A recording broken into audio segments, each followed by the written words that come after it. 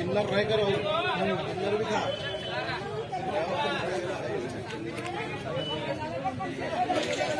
मारते करून मारत तरी मी गेलो सगळं फुटेज काढलो फक्त बाईट घेतो यांची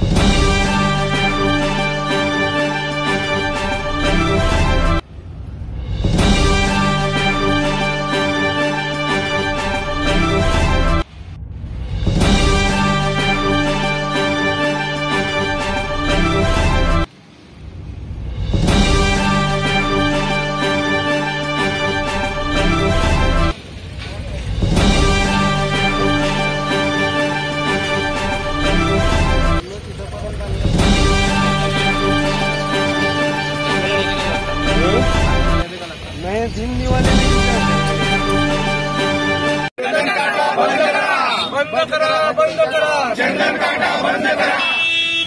जोपर्यंत चंदन काटाच्या मालकावर गुन्हा दाखल होत नाही तोपर्यंत ते ताब्यात घेणार नाही।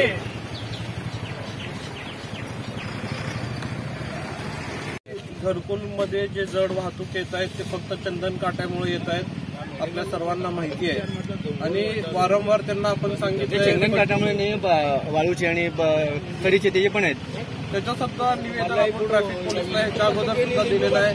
त्यांनी तिथं कोपऱ्याला त्या ठिकाणी बोर्ड बसवलेला आहे आणि दररोज ट्रॅफिकचे लोक सुद्धा तिथे थांबतात। तरी पण अजून काही जर लोक येत असतील तर आम्ही पुन्हा एकदा आयुक्तांना भेटणार आहे, पोलीस आयुक्तांना भेटून त्यांना सांगणार आहे की ही वसाहत जर आपण बघितली तर अतिशय 60,000 लोक या भागात राहतात आणि सगळे लोक याच रस्त्यांवरनं ये जा करतात आणि इथं जर जड वाहतूक आली तर मनुष्याचा जीवाला धोका आहे हे आम्ही त्यांना पटवून देणार आहे। खरं तर वास्तविक पाहता शहरात जड वाहतूक आता सध्या बंद आहे आणि तरी सुद्धा जर अशा गोष्टी घडत असतील तर कुठं तर आपण कमी पडतोय अशी जाणीव आम्हाला सुद्धा आहे।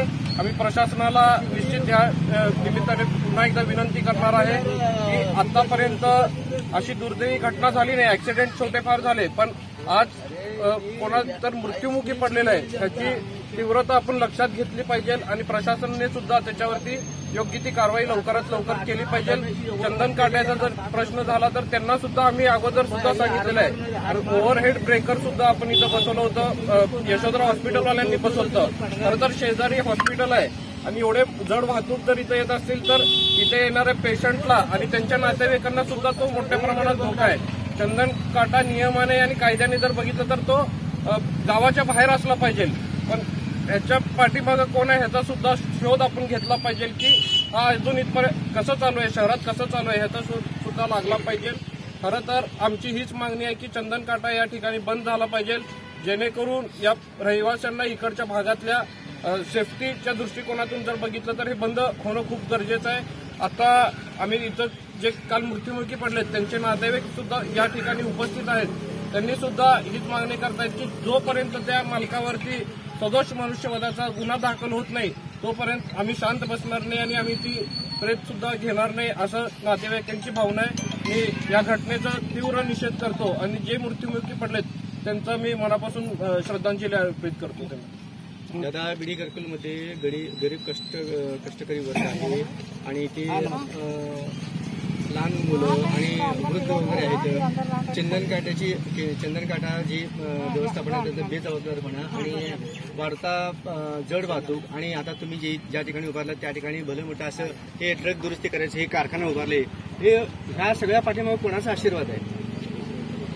नाही मी आता तेच म्हटलं ना त्याचा शोध घेण्याची गरज आहे। करायला 10 मिनिट लागतो, त्याच्या मागे कित्येक ट्रक असा रांग उभा राहतात त्यामुळे रहदारी सारताळ होतं। तुम्ही काटा हलवा म्हणून त्यांना विनंती करून सांगितलं त्या प्रत्येक सुद्धा त्यांनी त्याची या चंदन काटाची या ठिकाणी मुजोरी चालत आहे याच्यामुळे आज एक निष्पाप महिलेचा मृत्यू झालेला आहे। त्या मृत्यूची जबाबदारी पूर्णतः चंदन